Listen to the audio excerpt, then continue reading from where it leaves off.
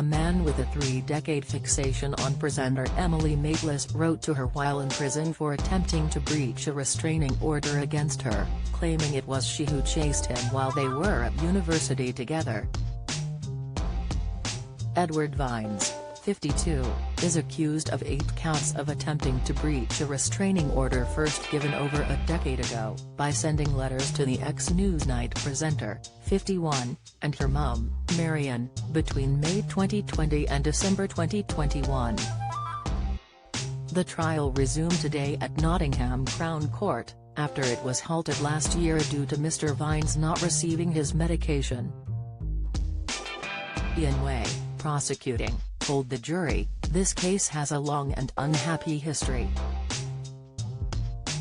For a period in excess of 30 years the defendant has demonstrated what we say is a fixation with the BBC journalist and broadcaster Emily Maitlis, who he met at university in 1989. Mr. Way then went on to explain how Vines was first convicted of harassing Emily in 2002, resulting in him being handed a restraining order. He explained that after a breach in 2008, a fresh restraining order was given in 2009, which stopped Vines from not only contacting Emily but her children, husband and parents too. Since that time he has again systematically and with increasing frequency breached and attempted to breach the order 12 times, involving 7 separate prosecutions excluding this case, Mr. Way told the jury. In 2020, Vines, on HMP Nottingham, was handed a prison sentence after pleading guilty to 2 counts of attempting to breach the order, by writing a letter to Emily's personal address. In the letter he said he was troubled by Emily's treatment of him at uni, that he was in love with her, and accused her of lying about him in the original proceedings in 2002, Mr. Way said.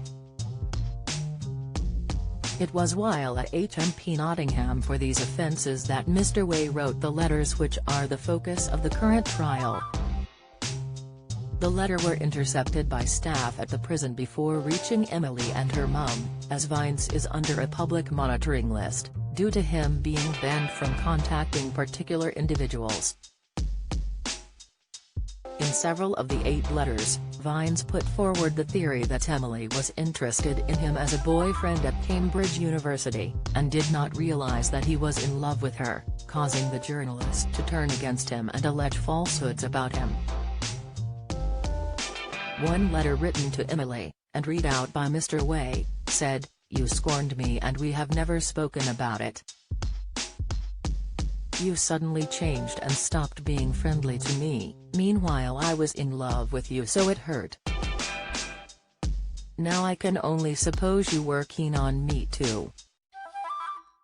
When Vines didn't own up to his feelings, you rallied against me in a fit of pique," the letter said. "You lied to get me convicted because you didn't want to talk about the reason for the change. If I hurt you a great deal it's because I am shy and sensitive and I was in love with you." One letter to Emily's mum said he realised that in 1996 that she was keen on me and got tired and bored that I didn't express my love to her. Another stated Emily was chasing me as a boyfriend and she fancied me. Others stated that he would not stop writing until he found out why Emily changed her attitude towards him in 1990, writing in one letter, "I will never give up trying to see you to sort out what went wrong. All I have ever really asked is some honesty about your feelings to me in 1990, he wrote. He alleged that he is not a schizophrenic stalker, but someone maligned by the criminal justice system, the newspapers and the police, adding he will not stop contacting you without a fair trial. The trial continues.